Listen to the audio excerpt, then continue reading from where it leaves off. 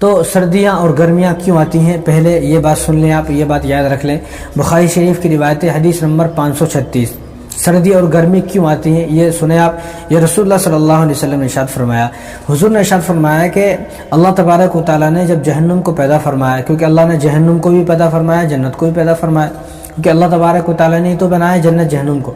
جب اللہ تبارک و تعالیٰ نے جہنم کو پیدا فرمایا تو جہنم کے اندر اتنی تپش تھی، اتنی آگ تھی اور اتنی زیادہ گرم تھی کہ جہنم نے اللہ تبارک و تعالیٰ سے شکایت کی کہ اللہ میرے حصے کو ہی، میرے خود کے حصوں کو ہی میرے حصے نے کھا لیا، یعنی اتنی میرے اندر تپش ہے، اتنی آگ ہے کہ میں خود حیران ہوں، خود پریشان ہوں۔ یعنی جہنم نے شکایت کی اللہ تبارک و تعالیٰ سے کہ میرے اندر اتنی تپش ہے، اتنی آگ ہے کہ اس آگ نے مجھے ہی خود کو کھا لیا ہے، میں خود پریشان ہوں، حیران ہوں، تو میں کیا کروں؟ تو اللہ تبارک و تعالیٰ نے جہنم سے کہا کہ ٹھیک ہے، تمہیں سال میں 2 مرتبہ سانس لینے کی اجازت ہے۔ تو اب جہنم سال میں 2 مرتبہ سانس لیتی ہے۔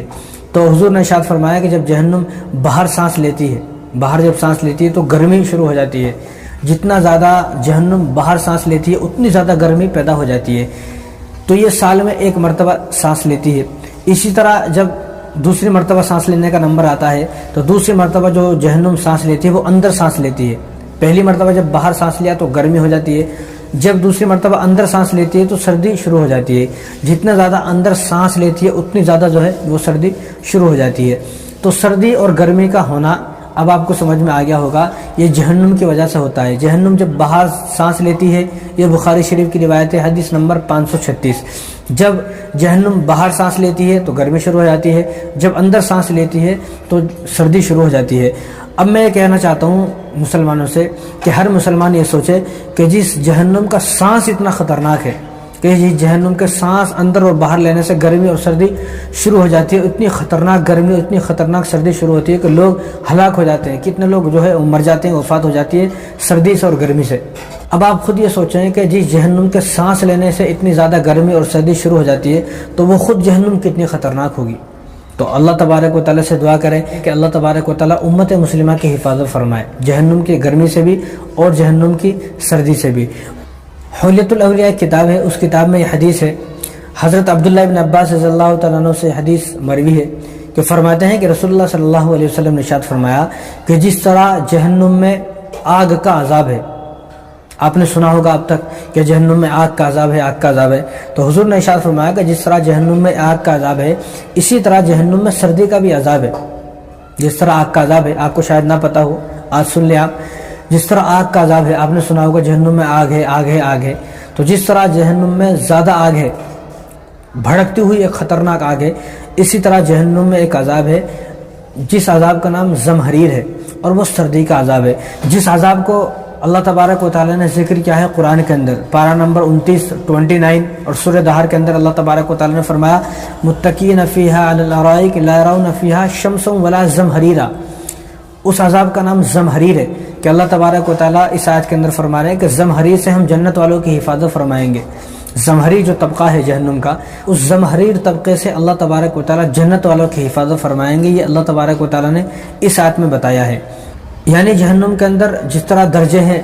کم درجہ، ایک درجہ، دوسرا درجہ، جہنم کے اندر بھی درجہ ہے، جو آدمی جتنا زیادہ گناہ گار ہوگا اس کو اتنے خطرناک عذاب میں مبتلا کیا جائے گا۔ تو اسی طرح جہنم کا ایک طبقہ ہے، ایک درجہ ہے جس کا نام ہے زمہریر۔ اب یہ حلیۃ الاولیاء کی روایت ہے، حضرت عبداللہ بن عباس رضی اللہ تعالیٰ عنہ حدیث کراوی ہے، حضور نے ارشاد فرمایا کہ وہ اتنا خطرناک طبقہ ہے، اس طبقے کے اندر جو زمہریر ہے، اتنی سخت سردی ہوگی، اتنی سخت سردی ہوگی کہ سردی کی وجہ سے لوگ اس کے اندر جو ہوں گے، ان لوگوں کا جو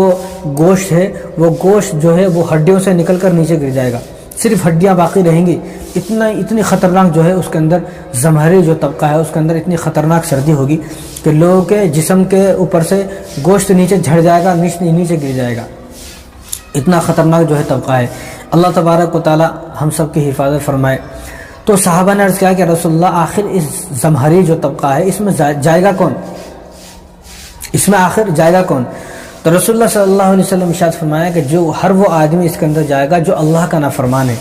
اور جو میرا نافرمان ہے۔ حضور نے اپنی طرف اشارہ کر کے فرمایا جو میرا نافرمان ہے، جو اللہ کا نافرمان ہے وہ اس زمہریر طبقے میں جائے گا۔ تو اب آپ خود سوچ سکتے ہیں اگر آپ ایسا کام کر رہے ہیں کہ جس کام میں اللہ کی نافرمانی ہے تو آپ اس طبقے میں جانے والے ہیں۔ اگر آپ اللہ کے فرما بردار ہیں تو آپ کی حفاظت اس طبقے سے ہو جائے گی، اللہ تبارک و تعالیٰ اس طبقے سے آپ کو محفوظ رکھے گا، اور آپ دعا بھی کریں کہ اللہ تبارک و تعالیٰ ہم سب کو اس عذاب سے زمہریر سے محفوظ رکھے۔ اور یہ جو زمہریر طبقہ ہے جہنم کا، اتنا خطرناک طبقہ ہوگا، ایسا خطرناک، اس میں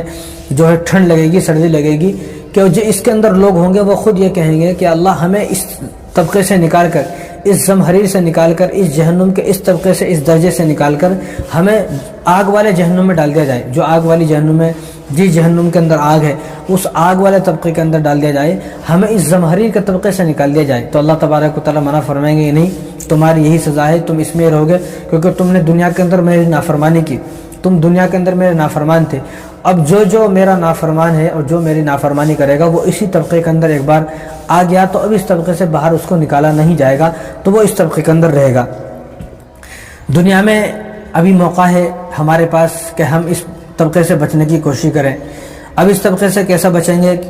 وہ اللہ تبارک و تعالیٰ کی نافرمانی کو چھوڑ دیں، اللہ تبارک و تعالیٰ کے فرما بردار بندے بن جائیں، خوب عبادت کریں، نماز پڑھیں، لوگوں کی مدد کریں، ذکر کریں، دعا کریں، قرآن پڑھیں، جتنا زیادہ ہو سکے نیک بننے کی کوشش کریں، متقی بننے کی کوشش کریں، اور اللہ تبارک و تعالیٰ کے فرما بردار بننے کی کوشش کریں، تاکہ اللہ تبارک و تعالیٰ ہم سب کی حفاظت فرمائے۔